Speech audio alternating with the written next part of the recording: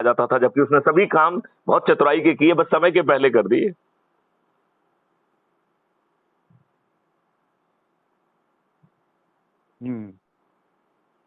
तो यदि आज जो लोग हैं दुष्टता में, आज की दुर्व्यवस्था में, आज के भ्रष्टाचार में, आज के अत्याचार, अपमान और उत्पीड़न में यदि लोगों को आनंद आ रहा है, तो मैं इस बात को बहुत अच्छे ढंग से महसूस करता हूं कि फिर मैथिली शरण गुप्त को किसी का ज्ञान नहीं बढ़ाना चाहिए।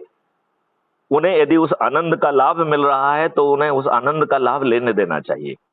जब उनमें अच्छे भारत की प्यास जाग जाए, तब जो है ना उनसे कहें भैया जुड़ जाओ और ये कर लो। और हमें तो ज्यादा समय नहीं चाहिए, 9 दिन में प्रताप हो जाएगा। और राजनेता यदि, उनके लिए भी 2 अध्याय हैं, यदि उसका पालन कर देंगे तो वो 240 से 500 पार कर जाएंगे, और यदि नहीं करेंगे तो उनका सर्वविनाश हो जाएगा। इसमें हमें किसी, उनको भी, उनका भी, हम राजनेताओं का ना सोच बदल रहे, ना चिंतन बदल रहे हैं, ना क्रियाकलाप बदल रहे हैं।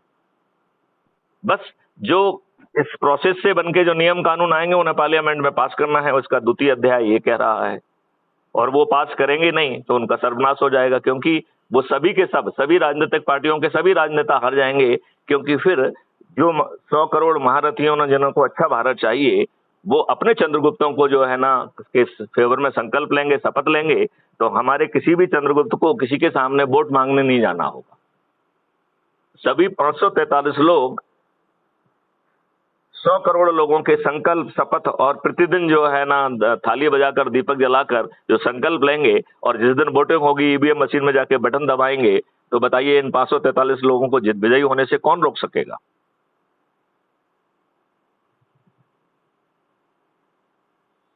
क्या सोचते हैं आप? नहीं, ठीक है। चलिए, आपने मुझे ध्यान से सुना, और आपने मुझे ये भी सलाह दी कि मैं करंट के खिलाफ बह रहा हूं, ये मुझे पूरी तरह से आभास है। लेकिन जीवित व्यक्ति ही करंट के अगेंस्ट बहने की हिम्मत और ताकत रख सकता है। हम में से जो लोग मृत हैं वो तो लकड़ी वाहत जो है ना धारा के प्रवाह में बहेंगे। तो करंट के विरुद्ध बहना और चलने का दुस्साहस करना आपके जीवित रहने का कुछ ना कुछ प्रमाण देता है। मैं ठीक कह रहा हूँ क्या? सही कह रहे हैं, 100% यूनिवर्सल ट्रू।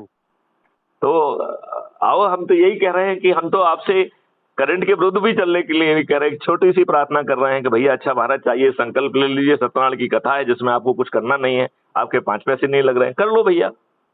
यदि ये मान के भी कर लो कि चलो ये मैथिली शरण गुप्त कह रहे हैं, शायद ये कुछ अच्छा कर दें तो अच्छी बात है, नहीं कर देंगे तो हमारा क्या ले जा रहे हैं? नहीं, हमसे कुछ छुड़ा के तो ले नहीं जा रहे हैं। सही बात, एकदम सही बात।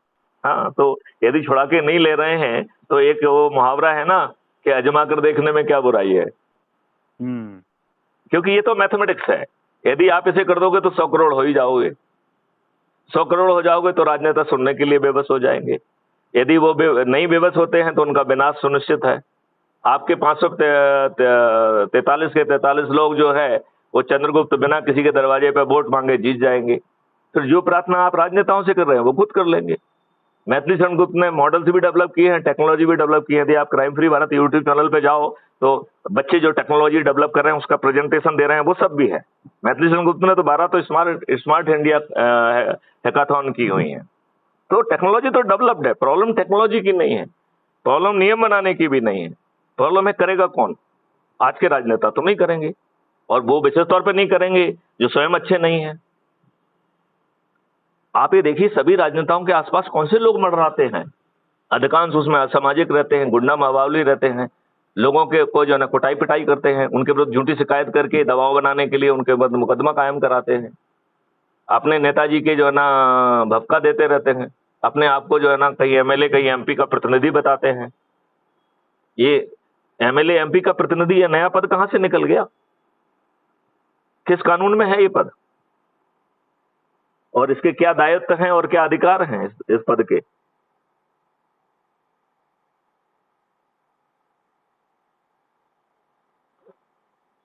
जी चलिए राजीव जी, पहली चर्चा मेरे ख्याल से ज्यादा भारी नहीं होना चाहिए।